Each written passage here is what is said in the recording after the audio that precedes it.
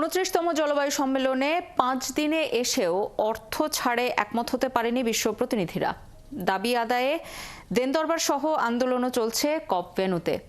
বাকি দিনগুলোতে কপ কতটা এগোবে তা জানতে আজারবাইজানের বাকু থেকে যুক্ত হচ্ছেন সহকর্মী হাবিব রহমান।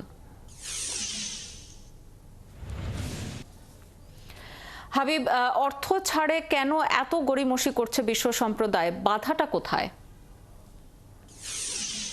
কারণ আপনি জানেন যে জলবায়ু পরিবর্তনের যে প্রভাব তার জন্য আসলে বেশ কয়েকটি রাষ্ট্র কিন্তু দায়ী, সেটি সবাই জানে এবং এটি একেবারে স্বীকৃত।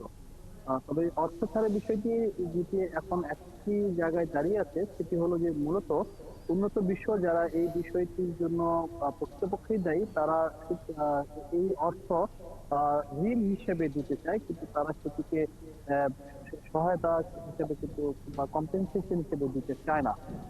এবং যারা ক্ষতিগ্রস্ত দেশ তারা বলছে যে যেহেতু ক্ষতিগ্রস্ত দেশগুলো জলবায়ু পরিবর্তনের ক্ষেত্রে দায়ী নয় এবং উন্নত দেশগুলোর কারণেই এই ক্ষতিগ্রস্ত হচ্ছে নিম্ন আয়ের দেশগুলো, সেক্ষেত্রে তারা ক্ষতির ক্ষেত্রে তারা কম্পেনসেশন চায়। এই জায়গায় একটি বড় ধরনের জটিলতা তৈরি হয়ে রয়েছে। পাশাপাশি যে অর্থটি ছাড় হবে সেই অর্থটি প্রকৃতপক্ষে যারা পাবে সেখানে এটি যে ব্যবহারের ক্ষেত্রে যে স্বচ্ছতা ট্রান্সপারেন্সি বিষয়টি থাকে সেই বিষয়গুলো শতভাগ নিশ্চিত করার জায়গায় অন্যান্য বেশ কিছু দেশ কিন্তু এখন অনেক পিছিয়ে রয়েছে যে এই অর্থ কিভাবে কোন জায়গায় এই অর্থটি ব্যয় করবে। এমন নানা বিষয় রয়েছে যে বিষয়গুলোর কারণে আসলে সকল দেশ একমত হতে পারছে না। তবে অনেক দেশ এই জলবায়ু পরিবর্তনের ক্ষেত্রে ঋণ দেওয়ার একটি বিষয়ে তারা কথা বলছেন এবং আমরা যতটুকু জেনেছি যে গতকাল একটি বড় অর্থ বিভিন্ন ব্যবসায়ী প্রতিষ্ঠান, ব্যাংক সহ বিভিন্ন সংস্থা তারা দেওয়ার কথাও রয়েছে, প্রতিশ্রুতি দিয়েছে। সেটি হলো 10 ট্রিলিয়ন মার্কিন ডলার।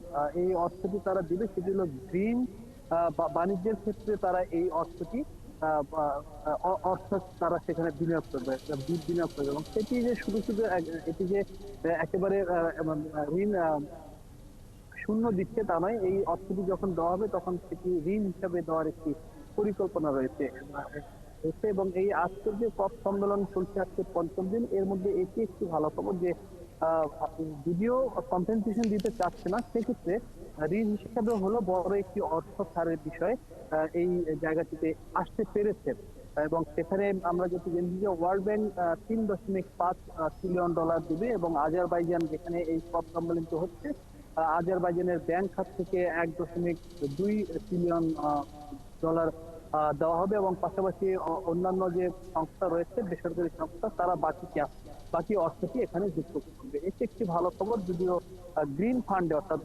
সবুজ বাড়ির ব্যবসা কিভাবে করা যায় যেখানে পরিবেশের ক্ষতি হবে না সেই হিসাবে অর্থ ঋণ হিসাবে দেওয়ার একটি পরিকল্পনা। খবর রাখতে থাকুন হাবিব রহমান, নিশ্চয়ই পরবর্তীতে আবারও ফিরবো আপনার কাছে।